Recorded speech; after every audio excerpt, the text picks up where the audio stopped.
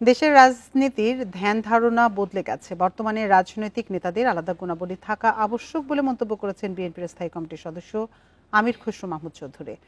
এটা ধারণ করতে না পারলে রাজনীতিতে টিকে থাকা যাবে না বলে মন্তব্য করেন তিনি। সকালে ঢাকা মহানগর উত্তর বিএনপি আয়োজিত সাঁতার প্রতিযোগিতার পুরস্কার বিতরণীতে এসব মন্তব্য করেন তিনি। আমির খসরু মাহমুদ চৌধুরী বলেন, বিএনপির ভারপ্রাপ্ত চেয়ারম্যান তারেক রহমান বাংলাদেশের প্রত্যেক জেলায় স্পোর্টস সেন্টার করার উদ্যোগ নিয়েছেন। খেলা সফট পাওয়ারের একটি অংশ।